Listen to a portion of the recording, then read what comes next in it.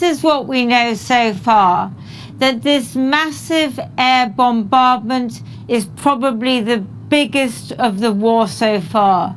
And what we think that means is that it's providing cover for a ground incursion on a larger scale than we've seen in the past. Expanding ground operations is what the IDF, the Israeli Defense Force spokesman, said. Now, in the past, in 2014, a massive bombardment and the cutting of mobile and internet links did presage a ground invasion. And that is what we've seen. Not just internet links, also mobile phones. The Red Crescent has said not only can they not reach their people inside the Gaza Strip, but they can't reach each other. So it's not possible to call an ambulance, and probably many people need an ambulance tonight. Now, the healthcare is a particular issue because earlier in the day, the IDF said that the Hamas headquarters was underneath the Al-Shifa hospital. Now, the Al-Shifa hospital is the biggest hospital in Gaza, and that is not only looking after many hundreds of patients, but people are sheltering there because they think it's safer. But the IDF said that that hospital and other hospitals have Hamas installations around them. So tonight, many will be worrying that the IDF, the Israelis, now see the hospitals as, they would put it, legitimate targets. Now, whether Hamas is there or not, that would mean huge bloodshed. That would be an absolute disaster for the people of Gaza. But we can't know whether that's happening or not because the links are cut. Now, there have been signs in the days up till now that this ground invasion was coming because we've seen incursions last night and the night before. We went down to see a reserve brigade earlier in the day, and they are just within a kilometre of the Gaza border. Israel's reservists are ready to go into Gaza the moment they get the order. After hearing about the Hamas attack on October the 7th, Major Schrager Stern jumped on a plane from Chicago in order to fight. Getting there into every single rocket, finding every single terrorist, detonating every single bomb and booby trap, and getting those terrorist murderers out of their tunnels. That's my main objective, and that will get done. And the cost to the Israeli army? Apparently there's a bloody war ahead of us. But as Israelis and as Jewish people, we have no other choice. But such an escalation would have implications for the whole region. We're about 800 meters from the Gaza border, and this reserve brigade would be one of the ones that would go across if a ground invasion is ordered by the Israeli High Command. But the Americans are very worried about that. Last night's strikes on Iranian bases in Syria show that they're concerned about a wider war, and that any ground invasion of Gaza might trigger that. The Pentagon says US forces in northeast Syria and in Iraq, tasked with suppressing the Islamic State, have been attacked by Iranian-backed militia more than a dozen times in the last 3 weeks, and 21 service personnel have been injured. Hence last night's F-16 attacks on Iranian assets.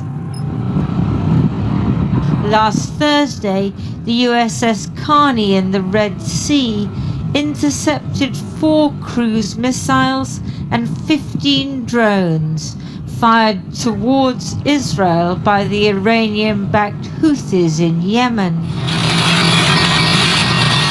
Yesterday, the Israelis held tank drills near the Lebanese border. They've been exchanging fire daily with Hezbollah, which is also backed by Iran.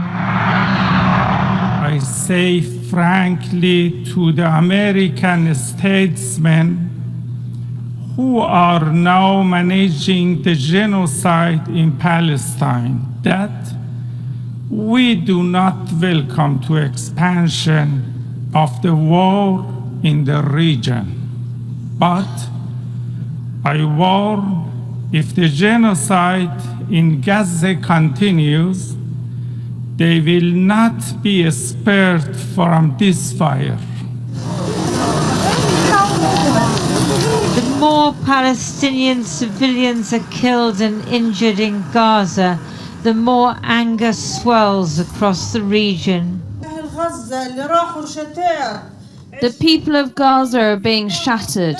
20 people were sleeping in one house. It wasn't expected. There was no advance warning. Among them, 10 were sleeping in one room. I can't believe that my kids came out of this alive. We struggled to pull them out. We are not involved in any fighting. If Israel is now going in on the ground and the war continues at this pitch, Iran may see an opportunity, and Israel may find that its attempt to destroy Hamas triggers further threats. Israel has gone to very far extents to preserve lives, not only our own lives, the life of the Palestinian people as well, giving them notice on leaving. A lot of people would say that was not true. We're talking about more than 7,000 Palestinians dead so far from the aerial bombardment. Yeah. The majority of them civilians. There are some pretty horrendous scenes coming out of there. Yeah, I don't know about the numbers that are coming directly from the spokesperson of Hamas. Of the Ministry of Health. Of the Ministry of Health controlled by Hamas, but it is war, and in war there are casualties, and you know, there is a term that we use that's called collateral damage. Collateral damage in Tel Aviv today too. A rocket fired from Gaza got past the Iron Dome air defense system and crashed into an apartment block, injuring 3 people. Evidence that Hamas is still active despite Israel's onslaught.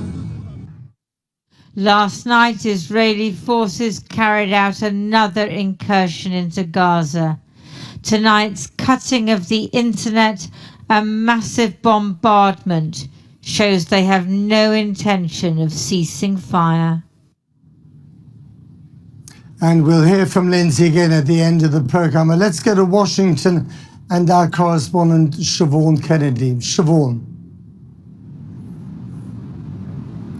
Well, Matt, we've been watching the events going on inside the UN today, where the Arab world has called for a ceasefire, but it does show you really how powerless the UN has become, because as that debate is going on, so we have seen today Israel announce the imminent expansion of its ground operations in Gaza. There has been no immediate reaction from the White House to that announcement. We know that President Biden, it says, was briefed this morning by his national security team on the latest developments, but I can tell you that inside the UN, the United States had already made very clear that it would not back that resolution for this ceasefire, although we do know that it has called for a humanitarian pause. There were strong words inside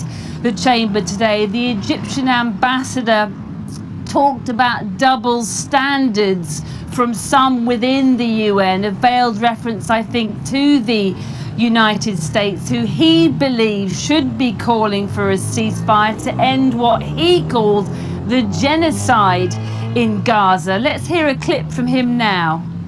At a time where so many are turning a blind eye to the truth, silence is no longer an option. Enough is enough. We can no longer bear what is happening to the Palestinians. The US ambassador to the UN did describe the situation as dire, but she said the US would not back the call for a ceasefire because the resolution lacked two critical words, she said, Hamas and hostages. Let's hear what she had to say. It is outrageous that this resolution fails to name the perpetrators of the October 7th terrorist attack. Hamas. Hamas. Another key word missing in this resolution is hostage. These are omissions of evil, and they give cover to and they empower Hamas's brutality. Well, the vote on that resolution is due at 8 p.m. UK time, Matt, but the Pentagon says that it is proceeding on the basis that there will be no agreement today on any ceasefire in Israel or Gaza. Matt. Siobhan, thank you very much indeed. Well, joining me now from Washington, D.C. is Mary Beth Long, who was U.S. Assistant Secretary of Defense under President George W. Bush, and from Doha, Nawaf Al-Thani, Qatar's former Director of Defense Intelligence Operations and Defense Attaché in the United States. Thank you very much to both of you for coming on. Let me start with you, Mary Beth. From what you've heard from the IDF this evening, does this sound to you like the beginning of this land invasion incursion? Well, I think it's eminently foreseeable that in response to Gaza attacking, Hamas attacking the Israelis, that the Israelis would respond. And to the extent there are legitimate military targets in Gaza, and we all know that there are, this is in fact foreseeable. And it's a little mystifying to me, and I think the United States response to the UN resolution typifies the frustration on behalf of the United States that what we don't understand is any recognition or even acknowledgement that it was Hamas that provoked this response from Israel, and Israel is entitled to respond. But just briefly, you know, from everything we've heard so far, the internet is shut down in Gaza, phone lines are cut, and remarkably, there are no foreign leaders in Israel today. There have been virtually every other day for the last few weeks. Do you think this is the day that so many people have either been waiting for in this country or feared inside Gaza? Well, certainly Hamas didn't prepare for it. I think you're right. I'm not clear that the internet is down because the towers and the facilities and infrastructure required is down, or whether that was a deliberate reaction by the Israelis. They somehow shut down the internet. But I do think this was foreseeable. And in fact, I think Hamas counted on Israel overreacting or reacting the way that it has so that it can turn around and try to tie the government of Israel's hand publicly. Okay. Now, Wathafami, let me turn to you. I mean, Qatar has played a remarkable role in negotiating between Israel and Hamas. You have, you know, Hamas's political leader is based in Doha, where you are. If indeed this is the ground invasion that we've been talking about for so long, does that mean that any release of the hostages, any negotiations about their release has been put on hold or possibly finished? Well, it makes it very difficult, definitely. We don't know if it's going to affect it, but we can only imagine, with everything going on the ground, the expansion of the operation or the start of a land invasion would make any negotiation even harder. But this land invasion might have been put off for a few days or weeks.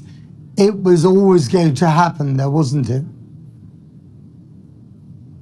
That is true, at least from the Israeli rhetoric. But on the other hand, we've seen tangible results from Qatari negotiation. We've seen Israeli citizens being released. We've seen American citizens being released. So this is not a pie in the sky or an imaginary or an unguaranteed approach. We've seen results, and I think the Israeli government should have given this approach more of a chance, and it still can. But unless the Israelis show seriousness in actually releasing the hostages by the cessation of hostilities, I don't know if that could work. So briefly, to be clear on that front, if the tanks roll in en masse, any negotiations, parallel negotiations about releasing hostages are going to be virtually impossible. Is that what you're saying? No, we don't know. That's what I'm saying. It's an unknown factor. Once you enter into a ground invasion, it becomes definitely more difficult, but we don't know. And I think the unknowing of the outcome is a very dangerous thing, because unless the negotiators can have a chance to negotiate with someone on the other side, then the negotiations may not succeed. The unknowing is the dangerous part. Sure. Mary Beth, America is worried about an expansion of this conflict. From the very beginning, after Black Saturday, they were very clear about posting more forces into the Eastern Mediterranean. We had these airstrikes overnight against Iranian-backed militiamen. I mean, is there a danger that these preemptive strikes could actually provoke a wider conflict? Or is this the thing that prevents that wider conflict? Well, I think that the conflict, as you point out, is wider, and it's more than that. U.S. forces have been attacked by Iranian proxies repeatedly, actually, this week in Syria. We also are suffering attacks in Iraq. We spoke to Iraqi leadership several days ago, and those attacks are ongoing, so it has spread. The question is, and you appropriately raise it, how far will this expansion go? Right now, the side that is expanding extraterritoriality is the Iranian proxies. I think thus far, everyone else has been in a defensive posture, and I would hope that that would continue to contain what Iran is doing, actually, by attempting actively to spread this to other territories. Nawaf Al-Thani, you know Hamas well. You've talked to them. As I said before, they're based in Doha, or some of their political leadership is. Israel has said it wants to eliminate Hamas, wipe it from the face of the earth. Is that even possible? Well, it's unclear what they want to eliminate. Is it the ideology, the groups, and then tactically, how is that even possible? when Gaza is under siege and no way in and no way out for help or aid, it seems like it's impossible to differentiate between civilians and combatants in that scenario.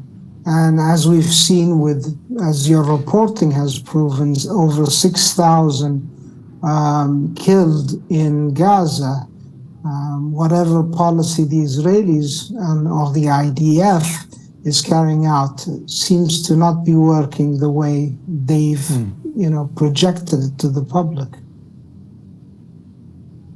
And very briefly, when the Iranian foreign minister says, as he did today, that more genocide, as he put it, in Gaza will make the statesmen of America pay, you take that seriously? Well, I think any escalation in the region should be taken seriously. I think if it goes beyond Gaza, then everyone involved, the whole region will be engulfed in a calamity. And I don't think anyone in this part of the world or anyone everywhere else are ready for another forever war as we've had in the past. So I think it's serious, and that's why the Israelis should show equal seriousness in stopping this.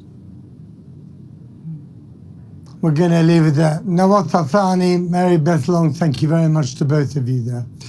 Well, back in the UK, Sir Keir Starmer is under growing pressure from senior members of his own party to call for a ceasefire in Gaza. The Labour leadership's official stance is to call for humanitarian pauses to allow aid to get through. But now the mayors of London and Manchester, along with the Scottish Labour leader, say that's not enough to prevent further deaths. Amelia Jen has this report. With the international community arguing over whether to push for a humanitarian pause or a full ceasefire in Gaza, Sir Keir Starmer's call for the former is exposing fault lines not just with his grassroots. Today, 3 of Labour's best-known figures away from Westminster broke ranks. The London Mayor Sadiq Khan first. I joined the international community in calling for a ceasefire.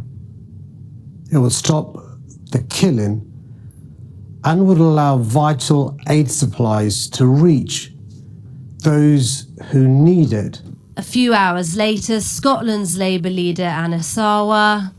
And let me be clear, that means a ceasefire right now, and we need a proper peace process. Because sadly, right now, there is no peace and there is no process. And then Andy Burnham, Mayor of Greater Manchester. The Mayor, Deputy Mayor and the 10 leaders of Greater Manchester join the growing international calls for a ceasefire by all sides. Tensions within the party have been growing since this interview with LBC. A siege is appropriate, cutting off power, cutting off water. Well, I think that Israel does have that right. It is an ongoing situation. Starmer later clarified. I was saying Israel had the right to self-defense, and when I said that right, it was that right to self-defense. I was not saying that Israel had the right to cut off water, food, fuel or medicine. Labour's current position reflects that of the government, the US and the EU, all pressing for a temporary pause of Israel's bombing campaign to allow aid in, but allowing for the resumption of military action. For many within the party, though, that doesn't go far enough. Among them, Blackburn councillor Mustafa Desai, who stood down from the party yesterday. Nearly 30 councillors nationwide have resigned over the past weeks. It's frustrating when, when you call upon your leadership to make a firm stance on humanitarian grounds, and they don't do that. I think it becomes, untenable for people like myself to, remain with that party, because it's not what I stand for. How many people in the party feel like you do? It's going to be immensely damaging for the party, because there's going to be a whole raft of, committed Labour people who have committed to the cause of Labour resigning, and I can see that going forward. A Labour spokesperson tonight told us their position came from a recognition that Israel had been subject to a vile terror attack. Israel has the right and the duty to take action against these terrorists, to stop them causing that to happen again, but they must abide by international law. And right now we all see what's happening on the ground in Gaza. We need that humanitarian pause to get the aid in now when people need it. This could be Starmer's biggest challenge yet, with internal dissent that's been bubbling up from the grassroots bursting out into the open on this, the most divisive of conflicts.